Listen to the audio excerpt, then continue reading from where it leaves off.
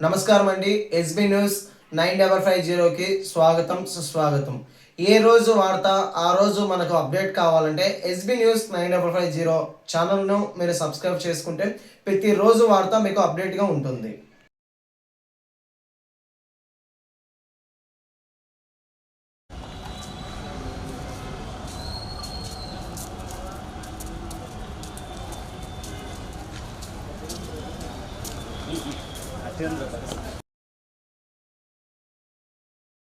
RDO office దగ్గర రావడం జరిగింది.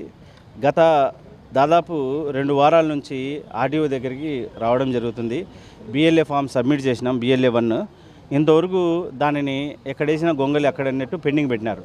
మీరు బిఎల్ఏ 1 ఫామ్ అప్రూవ్ చేయలేదు, బిఎల్ఏ 2 ఎప్పుడు చేస్తారు? ఎస్ఐఆర్ టైం అయిపోతుంది. ప్రజల ఓట్లు పోతే ఎవరు బాధ్యులు? ఎలక్షన్ కమిషన్ ఆఫ్ ఇండియా మాకు అథారిటీ ఇచ్చింది.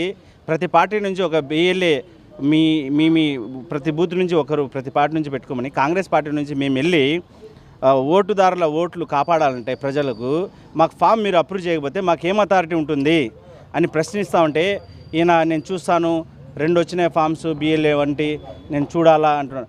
ఎన్ని రోజుల నుంచి చూస్తారు? 2 వారాల నుంచి ఇంకా చూస్తూనే ఉండారా? సరేలే అని డిఆర్ఓ గారికి అర్జీ ఇచ్చినాం. డిఆర్ఓ సార్ కూడా మా ముందరే ఫోన్ చేసి అది ఫైనల్ చేయమని సైన్ పెట్టి ఇక్కడ పంపించినాడు. అయినా ఎటువంటి కదలిక లేదు. తర్వాత ఏ రోజు మనం కలెక్టర్కి ఇచ్చింది? మంగళవారం రోజు కలెక్టర్ గారికి కూడా అర్జీ ఇచ్చి ఫార్వర్డింగ్ చేసిన ఎటువంటి కదలిక లేదు. ఇప్పుడు అంటాడు మీరు రాండి డిఆర్ఓ దగ్గరికి పోండి అని. అప్రూవింగ్ అథారిటీ ఆర్డీఓ అయినప్పుడు డిఆర్ఓ దగ్గరికి ఎందుకు వెళ్ళాలి? మేము ఆడ ఫైనల్ చేస్తామంటే మీరు మాట్లాడుకోండి అధికారులు. మేమెందుకు ఫైనల్ చేస్తాం? ఫోన్లు ఎత్తాడు, ఎప్పుడు చెప్పినా క్యాంపులో ఉన్నా అంటాడు. సరే అని వస్తే మాట్లాడితే ఏదన్నా పొరపాటుగా ఫోన్ ఎత్తితే ఇక్కడ ఏదో పేరు వస్తుంది, ఆ పేరు వస్తుంది. నేను నా పేరు చెప్తున్నా, నా డిసిగ్నేషన్ చెప్తున్నా, ఆయన చాలా నెగ్లిజెన్సీగా ఫోన్లో మాట్లాడుతున్నారు. సరే నేను వచ్చి మాట్లాడాలంటే రా అంటాడు. వీడికి వచ్చినాక నాకు టైం లేదు, ఆర్డీఓ దగ్గర రమ్మంటాడు. ఇవన్నీ ఈ సాగు ఆ సాగుతో ఇప్పుడు దాదాపు ఎస్ఐఆర్ మ్యాపింగ్ టైం అయిపోయి వచ్చింది. ఇక్కడ ఓట్లు వెళ్ళిపోతే, ప్రజల ఓట్లు వెళ్ళిపోతే ఎవరు బాధ్యులు అని నేను ప్రశ్నిస్తున్నా మీడియా ముఖంగా. ఈ మురళి గారు ఆర్డీఓ గారు ఈ విధంగా చేయడము ఏమన్నా కుట్రకు దారి తీస్తుందా? అధికార పార్టీతో కలిసి ఉన్నారా? ఇవన్నీ సంకేతాలు మాకు కనబడుతున్నాయి. ప్రజల ఓటు ఒక్కటి వెళ్ళినా కూడా, ఏ ఒక్క ఓటు ప్రజలు వెళ్ళినా కూడా మేము సహించము. మేము ఇక్కడ మీకు అధికారం ఎలక్షన్ కమిషన్ ద్వారా వచ్చింది, ప్రజల ఓట్లు పోకూడదని. అర్హులైన ప్రతి ఒక్కరికి ఓటు రావాలనే ఉద్దేశంతో కాంగ్రెస్ పార్టీ పనిచేస్తుంది.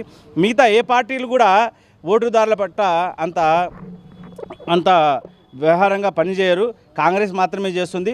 ఓటు చోరీ గురించి కూడా ఇంత ముందు మేము పోరాడినాము, ఏ పార్టీ కూడా ముందుకు రాలే. అందుకని మరి మేము హెచ్చరిస్తున్నాము అధికారులకు, ఆర్డీఓ గారికి. ఎందుకు మీరు ఈ పని చేస్తున్నారు? ఎందుకు పెండింగ్ పెట్టుకుంటున్నారు? 2 ఫాములు వచ్చినాయంటే 10 ఫాములు ఎవరో పోస్టులో పోయి ఎవరో ఒకరు తీసుకొని వచ్చేస్తే వాళ్ళు ఎవరంటే వాళ్ళు ఇస్తే 10 ఫాములు ఉన్నాయని మీరు పెండింగ్ పెడతారా? మీరు నా అపాయింట్మెంట్ లెటర్ ఇచ్చిన ఆల్ ఇండియా కాంగ్రెస్ కమిటీ ద్వారా 3వ తేదీ జనవరి 2026లో నేను కడప సిటీ ప్రెసిడెంట్గా అపాయింట్ అయినా. ఆ లెటర్ కూడా ఇచ్చిన, అపాయింట్మెంట్ లెటర్. దాన్ని చూసి మీరు రికగ్నైజ్ చేయలేరా? వేరే వాళ్ళు ఇచ్చినారు, వాళ్ళ దగ్గర ఏమన్నా లెటర్ ఉందా?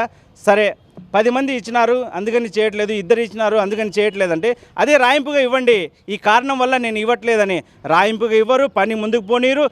దానికి ఫలితంగా ఈరోజు ఫాములు అప్రూవ్ కాలేదు. బిఎల్ఏ 1, బిఎల్ఏ 2 మేము ప్రజల దగ్గర వెళ్ళి పని చేయాలంటే అనాథరైజ్డ్గా ఉన్నాము. మాకు ఇచ్చిన హక్కు according to constitution of India, election commission of India, మేము మా హక్కును మేము సద్వినియోగం చేయలేకపోతున్నాము. మీ వల్లనే